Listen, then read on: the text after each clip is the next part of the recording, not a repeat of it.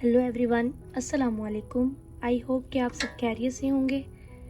Today topic is verb. जैसा कि आप जानते हैं कि वर्ब को उर्दू में फेल कहते हैं। ठीक है, आज की जो इसकी डेफिनेशन है यानी कि जो अब क्वेश्चन है व्हाट इज़ अ वर्ब। सबसे पहले हम आपको इसकी डेफिनेशन बताएंगे।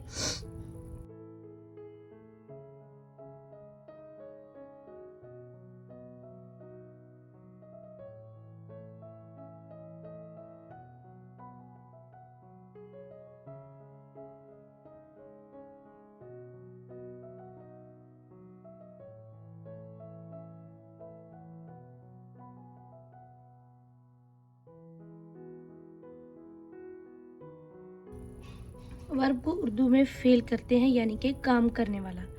ओके, इसके बाद जो मेरे पास डेफिनेशन है, a verb is a word we tell us about an action, therefore a verb is also called an action verb. ठीक है, a verb is a word we tell us about. फेल वो लफ्ज है जिसमें किसी काम के बारे में, किसी काम का करना या होना पाया जाए, उसे वर्ब कहते हैं। ठीक है, इसको इंग्लिश में एक्शन वर्ब कहते हैं। इसकी जो डेफिनेशन का इन्हिसार है वो है एक्शन वर्ब पर। ओके, इसी तरह मैं आपको इसकी एग्जांपल देकर बताऊंगी वर्ब क्या है और इसकी एग्जांपल क्या है। ठीक है, इसी तरह मेरे पास इसकी एग्जांपल है।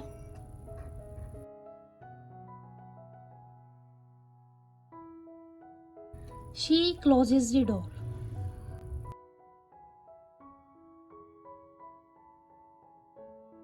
इसी तरह मेरे पास है सना कुक्स food.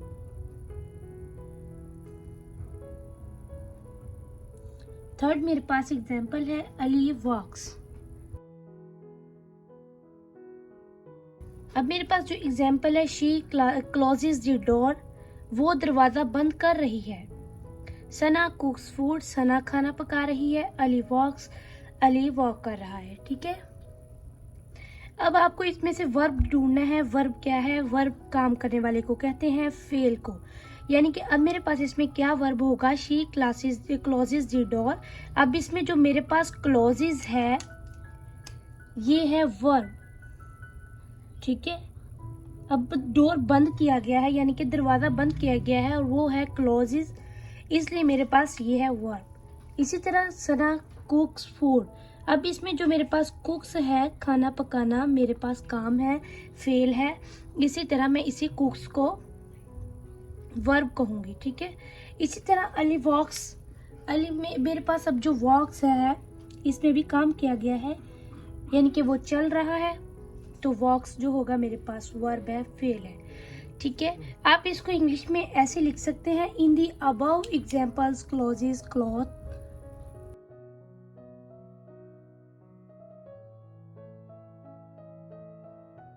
Closes, cooks and walks are verbs.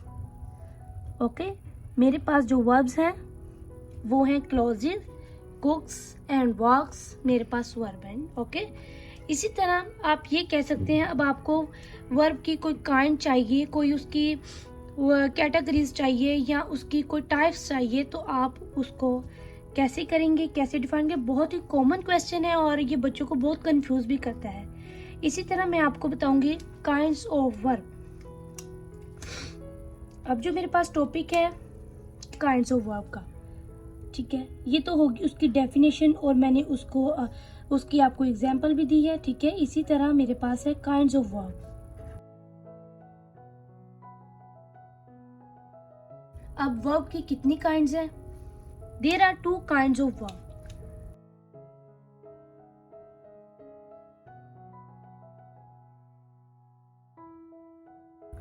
Okay, इसकी 2 कैटेगरीज हैं, 2 काइंड्स हैं, टाइप्स हैं, जो भी आप कहें, ये 2 हैं मेरे पास। कौन कौन सी हैं? रेगुलर और इरेगुलर। अब जो मेरे पास रेगुलर वर्ब्स है, अब हम उसको एक्सप्लेन करेंगे।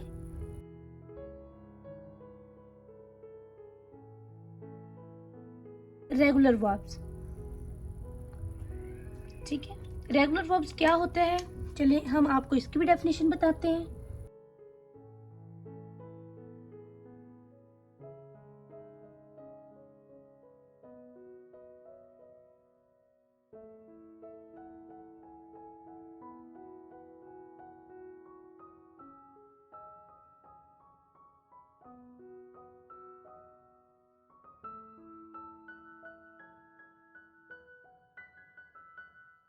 अब जो मेरे पास रेगुलर वर्ब्स हैं, the regular verbs are those whose past and past participle are formed by adding D और ईडी। ठीक है, हम इसमें जो ऐड करेंगे डी और ईडी, और इसमें हम फॉर्म्स जो यूज करेंगे प्रेजेंट, पास्ट और पार्टिसिपल। ठीक है, मेरे पास दो इसमें फॉर्म्स ऐड की हैं मैंने, पास्ट और पार्टिसिपल। अब जो उसमें डी और ईडी का हम इजाफा करेंगे। ठीक है, इसी तरह डी ईडी या आईईडी।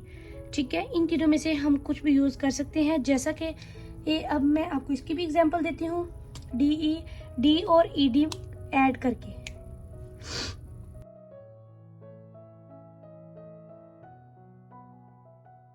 अब देखिए मेरे पास जो फर्स्ट फॉर्म है वो है आस्क। इसी तरह मेरे पास जो पास्ट फॉर्म होगी वो है आस्क्ड,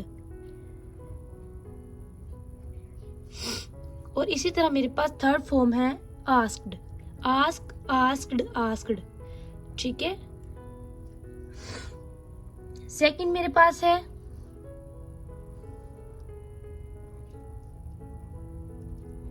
फेल।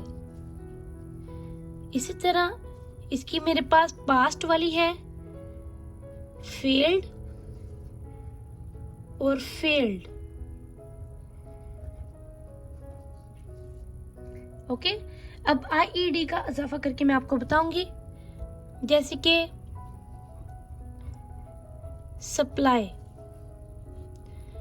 सप्लाई में मैं पास्ट टू फॉर्म लूंगी, उसमें मेरे पास सप्लाइड, आईईडी का इजाफा करूंगी मैं, क्योंकि मैंने इसमें वाई को फिनिश कर दिया, यानी कि इसको बिल्कुल कट कर दिया, इसलिए मैंने वाई की जगह आईईडी ऐड कर दिया। ठीक है, इसी तरह इसकी थर्ड जो पास्ट पार्टिसिपल फॉर्म है मेरे पास, वो भी सप्लाइड आएगी। ठीक है, आपको इसमें डी ईडी और आईईडी का इजाफा करना होगा रेगुलर वर्ब्स में। ठीक है, इसी तरह इररेगुलर जो वर्ब्स होते हैं, इन दोनों की एक पहचान होती है, इसमें एडिंग होती है, जबकि इररेगुलर फॉर्म में कभी एडिंग किसी चीज की नहीं होती, उसमें हर चीज डिफरेंट पाई जाती है। अब है मेरे पास इररेगुलर वर्ड, इसकी डेफिनेशन है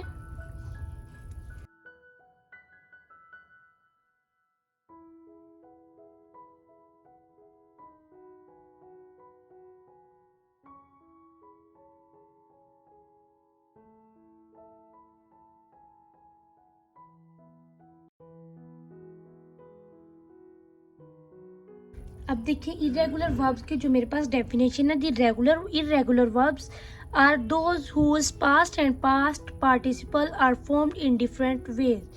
इसमें हर वेज डिफरेंट होगी, जैसा कि इधर जो बताया था मैंने आपको रेगुलर वर्ब्स में आस्क, आस्क्ड, आस्क्ड। ठीक है, ये मैच है ना, और ये इसी से रिलेटेड होता है। जो फर्स्ट फॉर्म होती है हमारी, सेकंड और थर्ड फॉर्म भी उसी से रिलेटेड होगी, जबकि इरेगुलर वर्ब्स में हमारे पास कोई चीज़ किसी के साथ रिलेटेड नहीं होगी, उसकी हर वेज मेरे पास डिफरेंट होगी।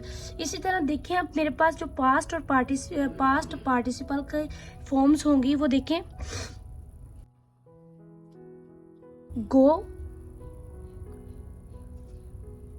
वेंट, पास्ट में जो है वो वेंट, और थर्ड होगी मेरे पास गोन। अब ये देखिए ना, इससे ये रिलेटेड है और ना ये इससे रिलेटेड है। ओके, इसी तरह मैं आपको बताऊंगी, गेट, गोट, गोट या गोटन।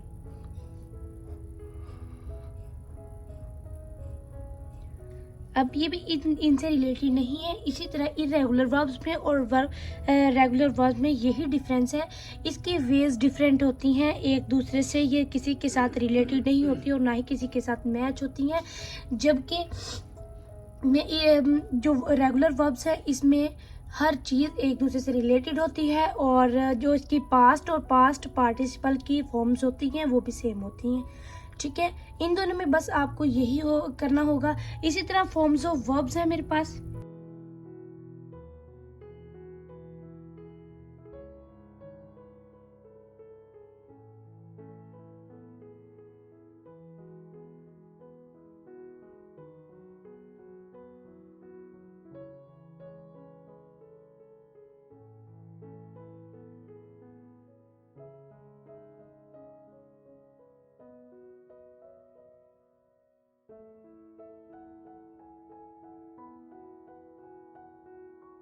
फॉर्म्स ऑफ वर्ब्स हैं मेरे पास। Verb have different form to show the different time. ठीक है, ये मुख्तलिफ वक्त में मुख्तलिफ चीज़ों के साथ रिलेटेड होती हैं। ठीक है, जैसे कि प्रेजेंट, पास्ट और पास्ट पार्टिसिपल। इसकी ये three verbs have three forms हैं। ठीक है, इसकी जो थ्री फॉर्म्स है मेरे पास, फर्स्ट में है प्रेजेंट, सेकंड में है पास्ट और थर्ड में है पास्ट पार्टिसिपल, जिसकी एक्सप्लेनेशन मैं इंशाल्लाह अगली वीडियो में दूंगी। अगर आपको मेरी वीडियो अच्छी लगी हो तो इसे लाइक करें, सब्सक्राइब करें, और अगर आपको किसी किस्म की कन्फ्यूजन हो तो आप मुझे कमेंट बॉक्स में बता सकते हैं। ओके, अल्लाह हाफिज़।